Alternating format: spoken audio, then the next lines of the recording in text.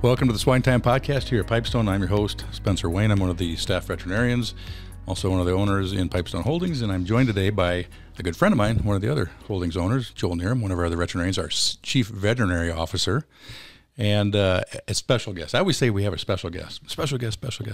She is a very special guest, extra special. Nikki Stolberg is joining us from an organization called New Roots, and today's topic will be just covering her involvement and our involvement with her organization, which is a charitable group, a mission organization, actually, in Haiti. And I should just stop talking and turn it over to you, if you wouldn't mind just introducing yourself a little bit. And at some point, I want Joel to kind of talk a little bit, too, because he's been involved with your group, and I have not. So I'll be learning a lot during this morning's talk. Yeah, I'm Nikki Stolberg. My husband and I are originally from Washington State, but we've lived in Haiti full-time for the past 14 years. Our first 6 years in Haiti, we spent a lot of time in orphan care and just saw parents at their worst and families at their worst. And they would come to us asking to place a child for adoption, asking to place a child in the orphanage, not because they didn't love them, but because they couldn't financially afford them. And so after years and years of dealing with this, we decided we needed to be the ones to go upstream and to help in generational poverty. And so that's how New Roots came to fruition. And we've spent the last 8 years pouring it into one community and tackling all the different aspects of poverty, from finances to emotional states and trauma and academics. Okay, I got a lot of questions. I'm already thinking of curious things in my mind about like how and what and where. Joel, we've been involved with New Roots for a while, really through your specific interest and help in that organization. Is that right? Can you just go through our history of us being involved with them? Sure, absolutely. Well, first of all, I just take a step back and say, you know, the owners at Pipestone, we've been blessed, and we've really felt blessed and felt that we need to give back to our communities, not just here at home, but also internationally. And so we've got a holdings charity committee that focuses on how, you know, we're going to contribute and give back. And we've always kind of rallied around the themes of helping children and helping alleviate hunger. Mm-hmm. And so when we look at the things that we're doing here domestically, we're focused on those things. And when we look at how we've interacted and tried to help internationally, it's a bit the same way. And so personally, I first went to Haiti in 2014, and that's when I met Nick and Nikki. They were working with a group called Children of the Promise, which is a group that Pipestone also supports.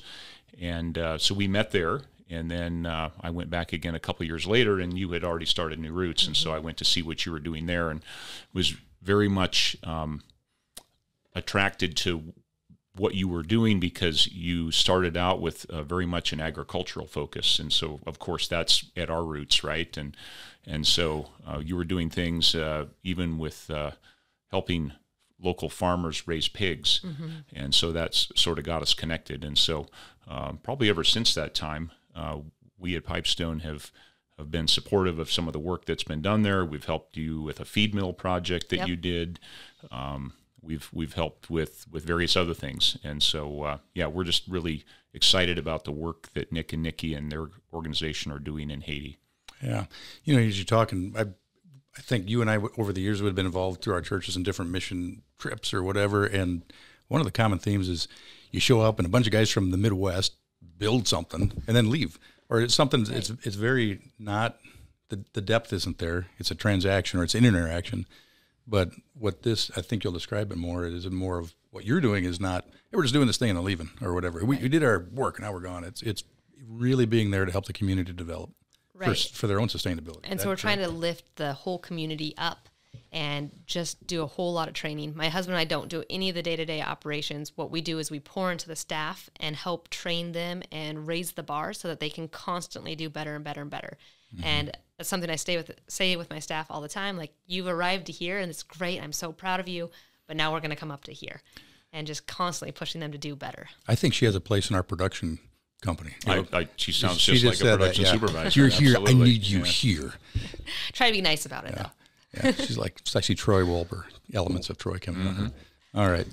Okay. Thanks, Joel, for that. And I just, as you and I have been part of Pipestone for a while, you know, your mission statement, helping farmers of today create the farms tomorrow. Your mission is really oriented around the farmers. But then it's neat.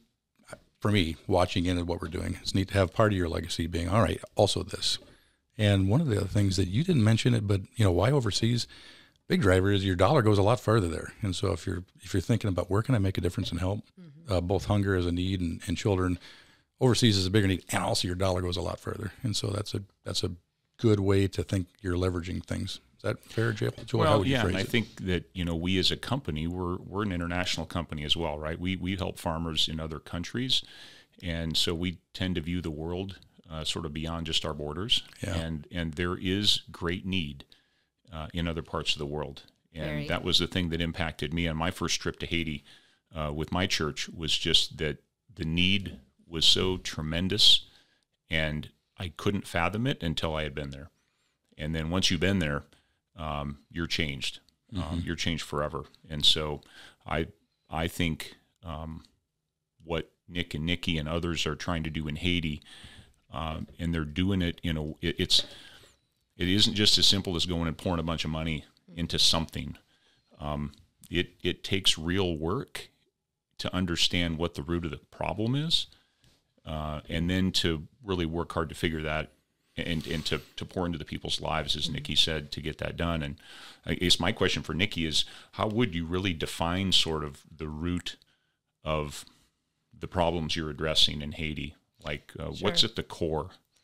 So when we first started New Roots, we started attacking poverty through job creation. And that's when we started the farm. And we do regenerative ag. So we raise chickens, pigs, and cows on pasture. And people pray every single day for a job. And they just want to work. And they're available to work, but most of Haiti is unemployed. And so we knew that it had to start there. When we first started New Roots, almost all the houses were made of mud and stick. And now today, most of the houses in our community are made of blocks. And the economy has just grown, and it's amazing. But we've realized that it's so much more than just finances. It's a mindset. And Haitians live so much for today that they can't think about tomorrow. They can't plan for the future. And so now as we have developed our youth programs, we're trying to help change that mindset. We're trying to help heal from trauma, because almost all the kids we work with have had very severe trauma in their life. And we're trying to improve their academics, because you can't get out of poverty if you can't use a computer. You can't get out of poverty if you can't have employable skills. And you can't get out of poverty if you're just focused on getting through today. And so that's what we're really trying to do with our, past our jobs, that's what we're trying to do with our youth programs. Yeah. I was just thinking through this. If you're not familiar with Haiti and you're watching the news, it looks like security is probably a big issue. That, let's say the community starts to thrive. What is the risk of somebody from a neighboring community or something outside force that's malicious coming in and crushing the stuff? Is that a high risk of It's definitely a risk. The Port-au-Prince area is a lot more dangerous than where we are. We're about 7 hours away from the capital in a rural village, so we are a lot safer. But we have had our fair share of issues. We've had people outside of our gates shooting guns in the air. We've had a lot of death threats, a lot more than we could ever count.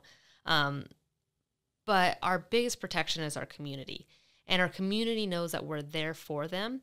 And so they're not going to let people from the outside come in as much as they can. They're going to try to protect us and keep us safe. But it's something that we do have to think about and take into consideration. Okay. So in also not knowing what the setting is, I'm thinking, mission organizations go to Haiti, and it might be a very broad geography and very broad focus. Yours, you keep referring to the community there. That is one place that you've been and stayed there and developed and worked with, right? Right. So we're really focused on one small village. Okay. How big is the village? About 2,500 people. Oh, the small village is about as big as Pipestone. Okay, not quite. But it's about a mile stretch of road. So it's very densely populated in a very small area. Okay. All right. And I'm also thinking, you talk about agriculture, but that relies on a basis or on a base of land. It has to have land as a base. Was that land not being used before? What was going on before you started organizing this? So almost all agriculture in our area is sugarcane. It's flood resistant, it's drought resistant, and it's very low labor. And so they use that sugarcane to create clarin, which is basically moonshine. And then they can sell it to distilleries in Cap-Haïtien and Port-au-Prince to make rum with. There's very little yields, very little profit on it, but it's safe, and that's what they like about it. Once we started... Safe profitability, safe? Like they can make money, at least some money on it? Or when you say no, safe, what do you mean? It's safe, like it won't, whether there's rain or a drought, it'll thrive. Okay. And so there's not a lot of risk in that means. But once we started raising chickens and pigs and cows, we realized we were spending a ton of money every single month buying and importing feed from the Dominican Republic. And the base of chicken feed is corn. And our community has the capacity to grow corn. They just didn't have anywhere to sell it. And so several years ago, we built a feed mill. And with that, we now work with 200 farmers in the community, helping them grow corn, and then we buy it all back from them. And now we're pouring thousands of dollars monthly into the community buying their corn. Okay. Previously, all land had been cultivated by hand, and the farmers in our community are the elderly men.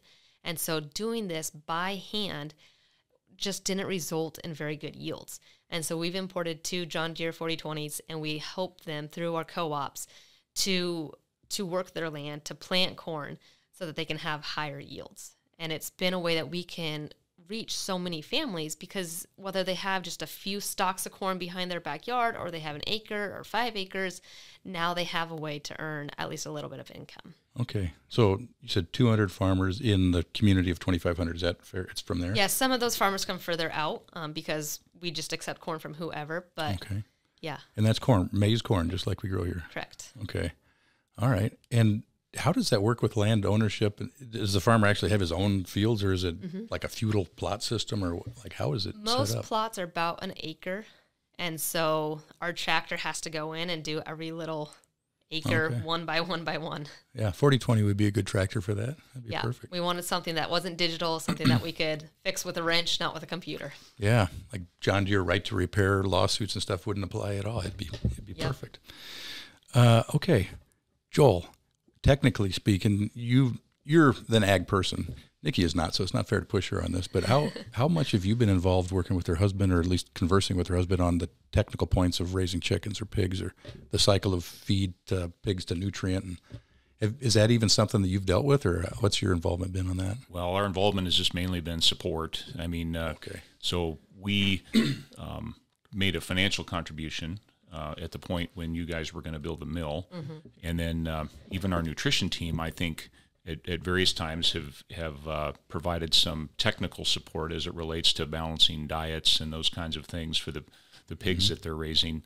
But probably the chickens are a bigger thing, right, than actually raising pigs. I mean, we connect to the pig thing, but from what I understand from Nick, you guys have done a lot with chickens, and then the ability, again, it's developing an economy.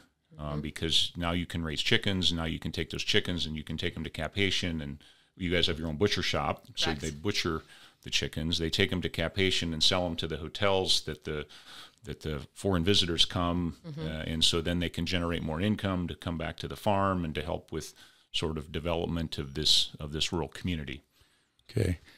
You mentioned that sugar canes are safe. Sugarcane is a safe crop because it grows all the time. Have you guys experienced crop failures because, this corn stuff does not always work every year, where there's great distress in the community, or how does that happen? Yeah, it took several years for them to accept it. So we had to do test plots on our own farm to show them that by doing it with a tractor instead of doing it by hand, they could have higher yields. They didn't want to do it for quite a few years, but now we have so much corn that we can't keep up. Like, we're buying more corn than we have a need for. So that's been a big change. Okay. But some seasons are more successful than others, for sure. Okay. So as you're describing this, you said one thing that hit me, which was, our buildings used to be mud and sticks, and now they're blocks. And so that would be one metric of gauging, are we making a difference in people's lives, their material lives? Sure. How do you measure that? Is that a way to measure it? Or our community is not the same that it was 8 years ago. When we first moved there, as I said, all the houses were mud and stick. But in addition to that, every Haitian village has people that sell hot food. They have people that sell cookies and crackers. Our community, when we moved there, didn't have a single person that did that. Normally, it's super easy to find a moto taxi driver to take you somewhere. Our village didn't have any moto taxi drivers. There was no economy. And we had so many troublemakers in our community. It was known as a place where theft ran rampant and petty crime was rampant. And so a lot of people called it the red zone. Nobody wanted to move there. Now, it's a thriving community that people are moving into constantly. There's tons of people all over the place selling foods and snacks. There's tons of moto taxi drivers. New Roots actually provides free Wi-Fi at 3 different locations in our village. And so people from outside communities are coming in to use our Wi-Fi. The kids, the teenagers are coming because we put solar street lights up and they don't have electricity at home. So they come at night to sit underneath the lamps to study. And while they're there, they're coming in to buy our clean water from our water treatment center. And while they're there, they're using the moto taxi businesses. They're buying food from the other places. And this money is just getting turned over and over and over and growing. And it's not all that we're doing, but now our community is hiring other people to build their houses. Our community is starting small businesses. And it's something that didn't happen 8 years ago. How many people are are involved in New Roots as the organization itself? Is it just you and Nick, or is there I have no idea who? Yeah, so it's mostly Nick and I. We just hired our first U.S. employee in August, and so she's helping with administration and finances, and she's been a huge, huge blessing to us. But prior to that, it was all just Nick and I. Okay. So to be fair to the community, I'm just thinking 2,500 people. This is a lot of people. And then you and Nick. And you and Nick, are you working with the entire 2,500 people, or are you a piece? I mean, if you went in the community, they would say, oh, there's Nick and Nikki. They would all know you. I mean, I don't know what kind of penetration. It's a big enough town that I don't know what the setting is for the balance of you to the population there. How does that look? Everybody knows us. Okay. So we have about 60 employees, and they're the ones that we pour into directly. And then we're trying to bring them up as leaders so that they can then pour into their community. So at our community center, we have about 200 kids that participate as well in various academic programs, a literacy program, the preschool, the Bible program, sports programs. And so with them, we're trying to reach their parents as much as we can, but we see a lot more resistance from their parents coming in than we do from the kids. Okay. So you're describing the origins in the city or the village. Yeah. It sounds like you just went out and said, where's the worst place we could go? Maybe is that fair, or maybe not? No, not intentionally. We're actually looking for land that was good for farming, where we could expand. We wanted some trees. That was one thing I really wanted. I wanted to build our house somewhere that had some trees so there was shade. And we were driving, we had our, one of our employees, we told him exactly what we wanted, and he took him to a plot of land that was exactly the opposite of what we wanted. And we're like, no, we're not even going to get out of the car. So we got back in the car, we drove a couple more miles, and I was like, that piece of land has a lot of trees, let's stop and talk to them. So he hopped out, and there was some guy standing on the side of the street, and we're like, hey, who owns that? And he's like, I do. And we're like, well, would you be willing to sell it? And he thought about it for a little bit, and he's like, our community could really use something. And they assumed we wanted to start an orphanage. And so they're like, yeah, and he gave us a really good deal on that first acre of land. And it's what brought us in. And then we have since grown, and we've bought it 1 acre at a time. And so our farm we have about 25 acres right now. We own all of it except about 6, which we lease. And then our community center is 6 acres as well. And so each of those acre plots have been individual purchases. Okay. And so it really was just kind of a God thing how we ended up there. It wasn't us specifically choosing that place. It was you being picky too. It was me wanting trees for some shade. Okay, sounds like my wife. Like, I don't like this place. One thing that just strikes me, Nikki, is that you went there focused on trying to help them economically, right? Like that was the focus. How do we develop a local economy and that sort of thing? But now that's really led you beyond that into helping them with the other sort of needs that aren't economic. They're social needs, they're family type needs, and that kind of thing. So spiritual needs, exactly. Tell us more about that. What's having the biggest impact now? Is it youth group and Bible studies? Is it your preschool program, or where do you think you're getting the most impact? So I would for sure say our community center. And even though the farm is what Nick oversees, like he would agree with that our community center is what is impacting it. We're taking these kids who have grown up in such severe survival mode, and we're helping them dream about a better tomorrow. We've talked a lot today about the academics in our local area and how almost 100% of our kids are in schools. There's 10 schools within walking distance to us, and all of our kids are in school. But yet kids can be 10 or 12 years old and not identify their basic colors. They can get to 6th grade and not be able to identify the alphabet. And so they're going to school, but they're not learning. And so in our after-school programs, we're really focused on literacy, and I've poured really, really hard into that. I've developed a 4-level literacy program where kids are learning to actually read, and they're learning in their native language. In Haiti, culturally, everybody wants to learn in French, which nobody actually speaks, and so it's so much harder. So I've had a lot of pushback on that, but it's been really, really important, and research shows that learning in your native language is vital to success. And then just attacking mental health, too. We have a child psychologist on staff, and she's developed a 9-month mental health program, and she pours in these kids' life, and she's a safe place for them to come and talk about what they've experienced, what their life is like, and to learn coping mechanisms that they've just never been taught before. And then bringing the kids together, and it's just a culture where they don't trust each other, where they think somebody's going to put a curse on them. They think they're going to steal their job. They're going to steal from them. They're going to hurt them.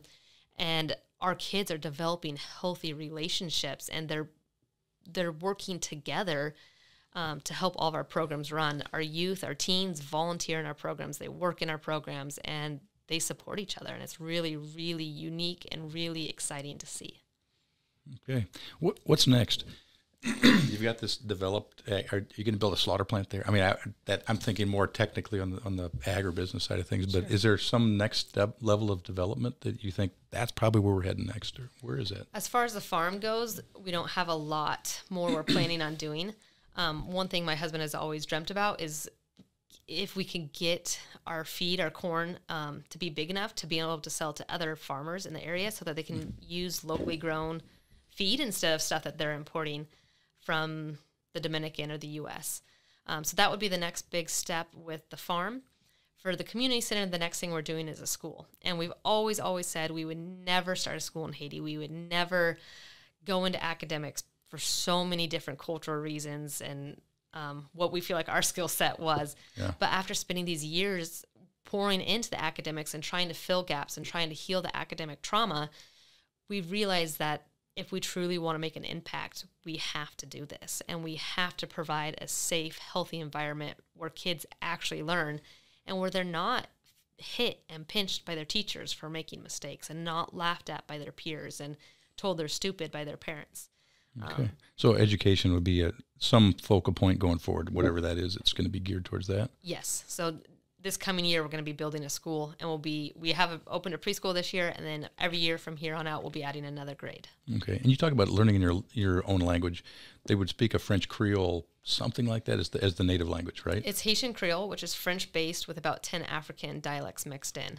Okay. So it's similar to French, but it's definitely different. Okay. But you speak English. You also speak that yes, Haitian Creole? My family all speaks Haitian Creole as well. I just got to hear. Can you speak a little bit of that to me? Because seeing you speak that language is going to make me smile a lot. Sure. People ask us this all the time. It's always like, well, what do you want us to say? Bonjour, comment est? Oh, that just sounds like French. Can't you jazz it up a little bit? I was expecting something more exotic. Yeah. Give me a sentence and I'll say it in Creole. Say, Spencer, I've really enjoyed being on you with SwineTime podcast. Spencer, bien content nou te invite moi là aujourd'hui pour nous parler, pour moi expliquer qui ça nous fait na Haiti. Okay, I have one. She sounds pretty fluent to me. She does, I know. Mm-hmm. I've got a friend in Morris where I live from Haiti, and I got to run this past him to see if that's true, if you actually said it or not. So I didn't make fun of you, I promise. Okay, that's what I got to check. Okay, well, we burnt up 24 minutes of perfectly good time this morning, and on a good topic, so I really enjoy it. I'll give you one to wrap up a little bit, because I know we've talked a lot about the mechanical things in society, but you were called into the mission field. And I don't know if New Roots has a mission statement or something. I mean, you're a missionary, essentially. Yes. And you're doing things in a different country. And I would guess at the root of it for the cause of the gospel. Yes. But I shouldn't put words in your mouth. Do you want to just make a comment towards that? Because I don't want to be unfair to that. That's a big driver for what you're doing. Sure. We feel like people pray in Haiti every single day for a job. People pray to be able to care for their families. And what better answer to call than to have that job and to have a job in a Christian workforce. We don't employ only Christians because we feel like our biggest mission place is the workforce. And if we only surround ourselves by Christians every single day, then we don't have time to share with others. And so we open it up to everybody. But Haiti is a very legalistic, their religion is very legalistic. And our youth groups and our Bible program accepts everybody, which most churches in Haiti don't accept everybody. There's lots of rules and requirements in order to be able to attend school. And so we're just so thankful for God allowing us to do this, allowing us to be the ones there on the ground, seeing the difference and pouring into people's lives. It's changed us a ton, and we've grown a ton as individuals as well. Okay. All right, Nikki. Thanks. Joel, you got any things you'd like to add to wrap up the conversation here? No, just that we're very thankful for the work that Nick and Nikki and New Roots are doing for the benefit of the people of Haiti and for the cause of the gospel. And so thank you for all of that, and thank you for the opportunity to be able to partner with you. And so we do appreciate the opportunity to support you, and we hope to come and visit you sometime soon. Great. Thank you so much for your support over the years. It's been amazing knowing you guys are always in our corner. So, Nikki, why don't you take a second and just say if you want to help, whatever. Yeah, so we're on all sorts of social media. The main one we keep updated is our Facebook. So you can find us at New Roots Haiti on Facebook. We have an Instagram account. We have a YouTube channel with videos. It's not as updated as our Facebook, but there's a lot of good historic videos about what we do and various updates there. And then our website is www.newrootshaiti.org. If you'd like to get involved in what we do, there's several links on our website for making donations. Online donations, checks can be sent to an address. We have PayPal, Venmo, everything. We try to make it as easy as possible, but we can't continue to grow. We can't continue to do what we do without support of people all over the U.S. and Canada, and we really appreciate that support. Okay, so just New Roots Haiti and the internet. You've got a web presence. You'll get routed somewhere. Yep. Okay. Absolutely. Good deal. Thank you both for being on today. Thank you to our listeners. Please tune in next time for our next episode of the SwineTime podcast. The SwineTime podcast was created for the pork industry and individual pork producers around the country. Hosted by me, Dr. Spencer Wayne with Pipestone Veterinary Services, the podcast contains pork industry news, advancements in animal care, and how to enhance your productivity. Find the SwineTime podcast at www.pipestone.com or on your favorite listening platform.